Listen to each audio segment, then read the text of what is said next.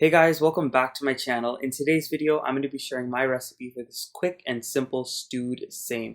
Now for anyone who doesn't know what seim is, it is basically also known as Valor beans. They're like these flat beans similar to how a snap pea would look on the outside, but it doesn't have the same texture. Now these have a really subtle taste, and honestly they take to whatever you season them with really well. So if you can find these Seim or Valor beans at your regular American grocery store, that's perfect. If not, I would check at your local Asian or West Indian store. Now, the classic way of cooking seim in any Guyanese household is to curry it. Now, seim curry is so delicious with potato in it or eddos in it, and also we like putting shrimp inside of ours. So I'm going to be playing off of that idea, and I'm going to be doing a stewed seim with some coconut milk as well as shrimp.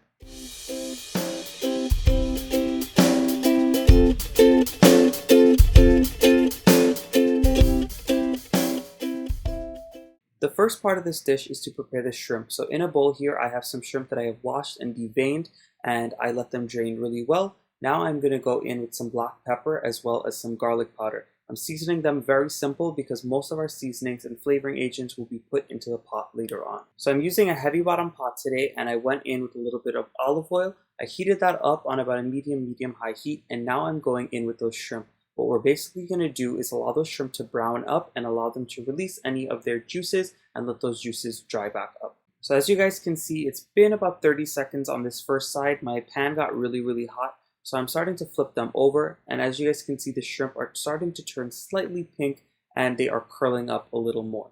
Once your shrimp have cooked for about 2 minutes in total and have browned on both sides, you're going to go ahead and transfer them onto a plate or a bowl and set them aside. Now you do not have to cook them fully during the stage because they will be tossed in later into the seim, and then they will be further cooked, so you make sure not to overcook them during this stage. Now in that same pan that we browned the shrimp in, we're going to go ahead and start sauteing some things. So in here, I just went in with a little bit of green seasoning. If you want to see how I make my homemade green seasoning, go ahead and check out the recipe I have on my channel. I'll have it linked right up here on the right hand corner. And I also wanted to mention that my green seasoning on my channel does not include hot pepper, so I went ahead and I added in some extra hot peppers into this green seasoning when I made it, and now I went in with some sliced onions as well as some sliced tomatoes. Now the tomatoes are optional. Some people think that the combination of coconut milk and tomatoes is weird, but honestly the flavors play really well with each other, especially for this stewed seim. Once all of those fresh ingredients have cooked down really well and you see the oil starting to separate,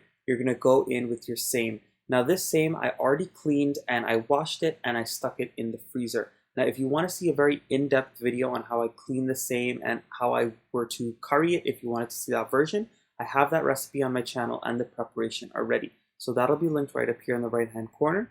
But for this, I had it frozen already and ready to go, so it was very simple for me to just put this dish together. So what I did was I just tossed it in, and I'm going to mix it up really well until it's coated with all of those sauteed veggies. So after I added in my seim and I stirred it up really well, I went ahead and I kept the heat on a medium high, and I covered the pot. Now what that did was allow the seim to release any of the juices that it had within itself. Being that they were frozen, they're a little more liquidy and let off more water than they would if it was the fresh one. So what I did was I just let all of those waters get released. As you guys can see, there's quite a lot of liquid at the bottom of the pot. So what I'm going to do now is I'm going to cover it, and I'm going to let those liquids continue to evaporate and cook with the seim. Remember, seim takes about 30 minutes to cook. It takes quite a long time because it's a very tough bean. So you want to make sure just to let it stew really well and cook down. So it's been about 16 minutes at this point, and as you guys can see, the bottom of the pot is totally dry. It started to catch just a little bit. And what I'm going to do now is go in with a little bit of coconut milk. Now the coconut milk looks like this because it was sitting in the freezer. I just went ahead and I broke it up really well and I added it into my pot. So now you just want to stir it up and let that coconut milk melt into the seim. And at this point, I'm also going to add in a little bit of garlic powder to taste. Now honestly, I like to add in the fresh garlic in the beginning as well as the garlic powder, and those flavors really just enhance each other by adding in both. And now I'm also going to go in with some black pepper as well as some salt to taste.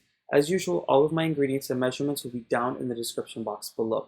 Once you add all of these things in, you're just going to mix them up really well, cover the pot, and you might want to add in a little bit more water, but you're going to continue to let this stew until the beans are fully tender. So my seim has been cooking covered for about another 25 minutes on a low heat, and as you guys can see, the seim has wilted down really well. Basically what you want is for that green part to be nice and soft and edible, because if you don't cook it enough, it'll be very chewy. And you also want to mash down on the actual beans inside of the same and make sure that those are soft. Once all of those are soft and tender, you can go ahead and add in your brown shrimp. Now I went ahead and I cut them up a bit just to make them a little more fine or small. So once you add them in, you're going to cover the pot, let them steam for maybe about 2 minutes until they're fully cooked, and then it's ready to serve. I also wanted to mention that as soon as I added in the shrimp, I went in with a little pinch of ground geera, also known as ground cumin, and I just like to add that in because it gave a really nice finishing note to the dish. And trust me, if you add it in, it's going to add a great depth of flavor. So go ahead and try it. So my stewed seim has cooked down really well. The actual green part is nice and mushy and edible. It's no longer tough or chewy. And the actual beans on the inside are nice and mushy as well. My shrimp are cooked to perfection. I gave it a quick taste for salt and any other seasonings I may have wanted to add in. And guys, this dish was perfect. It had a nice little coconutty hint because of the coconut milk, a nice little tang because of the tomatoes. The shrimp added such a nice depth of flavor, like a nice little seafoody something to the seim. And honestly, it was just a great dish overall. I enjoyed this with some rice. If you wanted to have more gravy in this, you can add in some water or even some more coconut milk just to make it more loose. But I liked it just like this. So I hope you guys enjoyed this quick and simple recipe today. Please go ahead and give it a try. Like this video if you enjoyed it. Go ahead and give it a thumbs up. Subscribe to my channel if you're not subscribed yet. And please go ahead and leave your comments down below. I'd love to hear from you guys, and I will see you guys again very soon in my next video.